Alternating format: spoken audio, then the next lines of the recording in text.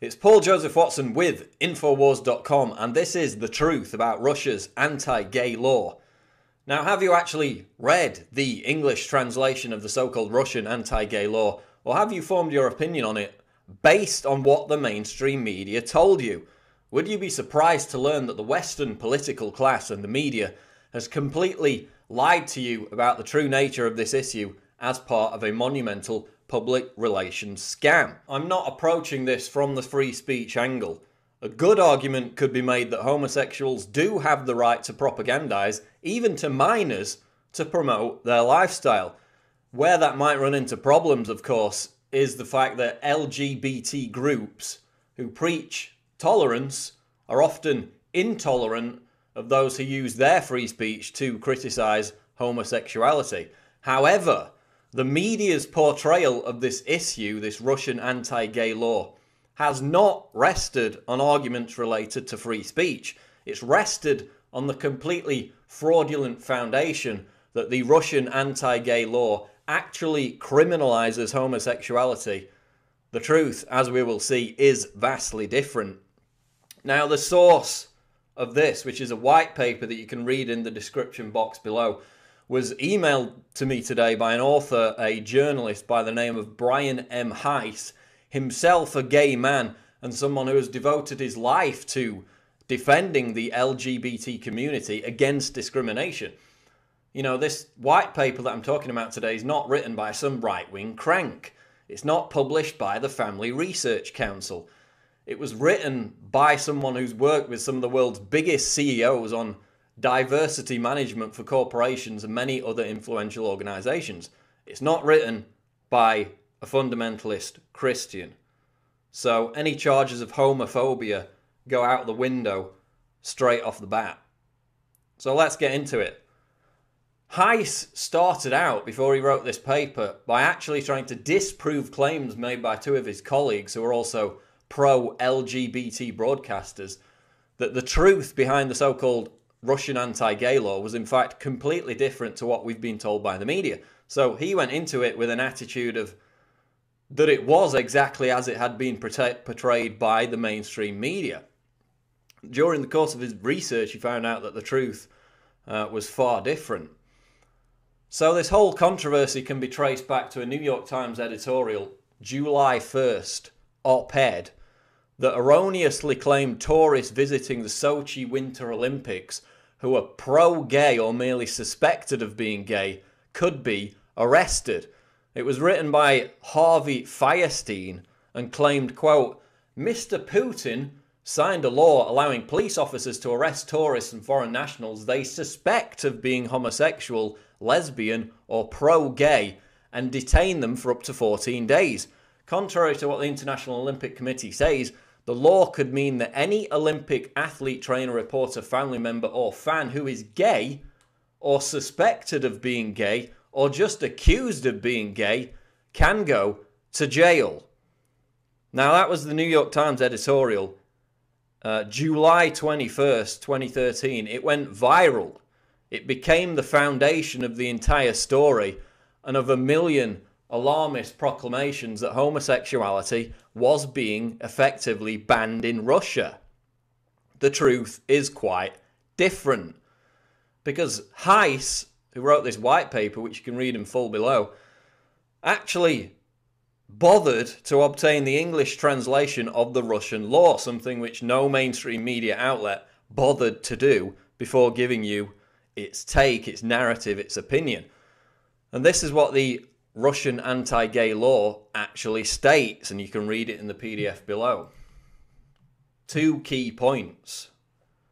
First one, media coverage has almost completely ignored the fact that the Russian law applies to sexual propaganda aimed at minors and has nothing whatsoever to do with the sexual orientation or sexual behavior of adults.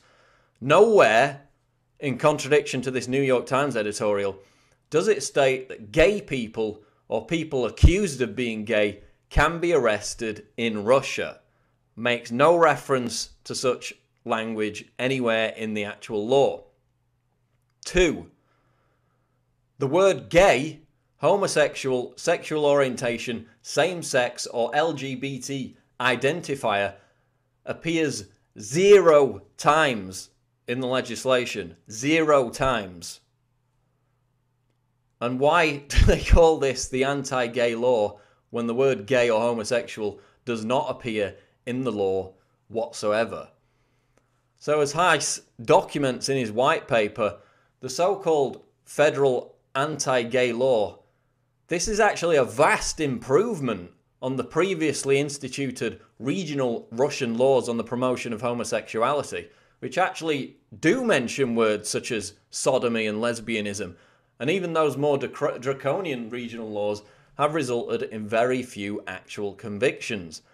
So this is actually an improvement on the situation for gay rights in Russia. This federal law is an improvement on the more draconian regional laws that have been in place prior to this one being introduced last year. So the hysterical claims that we've heard that this law makes it illegal to be gay in Russia, as the New York Times told us, or that this somehow marks the beginning of a Nazi-style purge of homosexuals in Russia, those claims are a complete myth if you actually read the law, which the mainstream media and the political class and all the activists out there have completely failed to do. So let's get into it further. In the 7 months that this federal law has been in place in Russia, has it been used to target homosexuals or criminalise homosexuality, as the New York Times claimed would happen? As Heiss documents, there have been just 3 convictions, and all were as a result of activists staging impromptu public protests to symbolically challenge the law. In virtually every case, police were reluctant to even arrest these activists, and that can hardly be described as a purge against homosexuals, which some quarters of the media have hysterically insinuated. The truth is, Russia is actually expanding protections for members of the LGBT community. In September 2013, Russia agreed at the UN Human Rights Council to implement, quote, protection of citizens against violence and discrimination on grounds of sexual orientation. Again, gays in Russia are actually seeing an improvement in their situation. Now compare Russia to America in the context of gay rights. In 1993, Russia completely decriminalized sodomy, whereas sodomy is still illegal in 12 US states. In Russia, it is illegal to fire somebody based on their sexual orientation. In the United States, quote, there is no federal law that consistently protects LGBT individuals from employment discrimination, according to the Human Rights Campaign.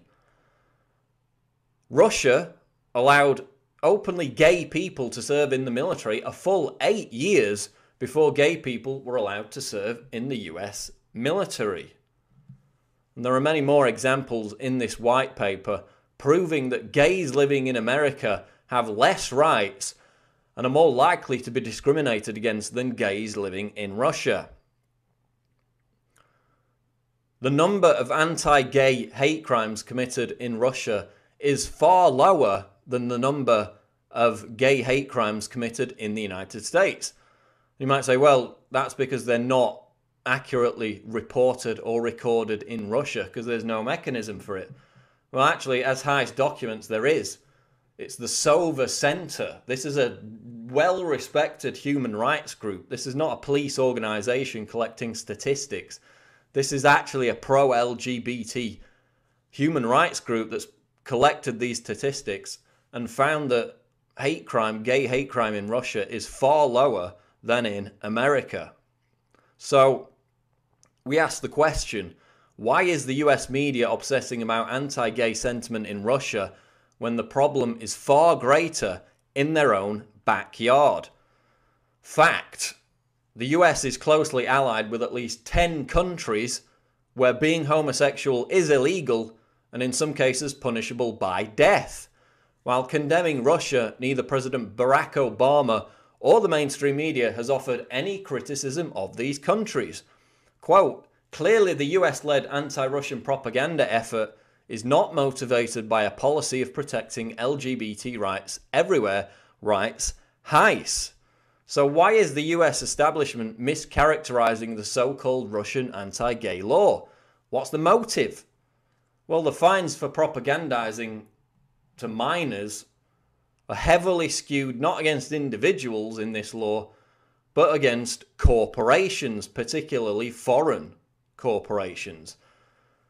The Russian law is not aimed at homosexuals, it's primarily aimed at foreign media corporations. This is the truth behind the actual implementation and purpose of the law, because it could potentially devastate US multinational conglomerations in the entertainment industry, primarily Hollywood, and open them up to massive financial penalties.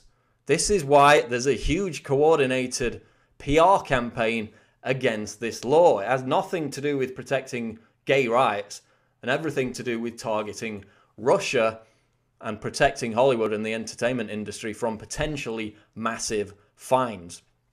So Heiss gives the example of Viacom in the white paper, and you can go and read that. Then he asks the key question: would the US government and news media, all owned by multinational conglomerates, implement an enormous propaganda campaign demanding the repeal of the Russian Federation law because of the potential revenue loss a company in violation would incur with a 90-day suspension? He basically makes the point that Viacom couldn't show any of its productions in Russia for 90 days, which would cause tumultuous financial penalties and missed revenue. And as Heiss documents, yes, they would create a promotional PR campaign against this law simply to rescue Hollywood and the entertainment industry, and he goes through all the figures which prove that. So one motive is financial, another is geopolitical. The American establishment and the mainstream media's response to this law, characterized by its wildly inaccurate reporting, strongly suggests that the motive was not to advance LGBT rights, but to create the narrative that Russia is becoming an increasingly intolerant society, when in fact the opposite is true. As we've seen, gay rights in Russia are better in terms of protections for gays living there compared to America. So the opposite is true. And while the abuse of women and homosexuals in countries like Saudi Arabia, with whom the US of course is allied, are ignored, they are often heavily emphasized in places like Afghanistan and Iran in order to grease the skids for so-called humanitarian intervention and war. So is this part of a broader agenda to isolate Russia geopolitically? While we cannot know that for sure, we can confidently assert through the fantastic work of Brian Heiss, which you can read in this white paper, that the truth about the so-called Russian anti-gay law has been hidden from the American people and the world. It's not about protecting homosexuals. It's not about criminalizing homosexuality. Nothing in the law states that. Doesn't even mention it. It's primarily aimed and targeted at US media corporations who could see their profits absolutely devastated, in fact could see their productions banned in Russia because of this law. That's why, whether you agree with that or not from a free speech perspective, that's why there's this huge public relations campaign against it. It has nothing to do with protecting homosexuals, who are actually worse off in America. Barack Obama's got nothing to say about that. Worse off in Saudi Arabia, worse off in 10 different countries, some of which put gays to death. America's got nothing to say about it because they're allied with them. This is about protecting US conglomerates, Hollywood, the entertainment industry, and it's also about further isolating Russia geopolitically, with NATO concurrently encircling them as a future path, potentially to war, but in the short term certainly isolating them geopolitically. So read the white paper, which is linked below. Read the actual law, which the mainstream media has failed to do.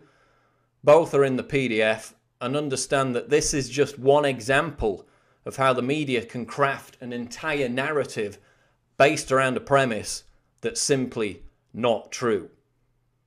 Check us out on Twitter at twitter.com/prisonplanet. I'm Paul Joseph Watson reporting for Infowars.com.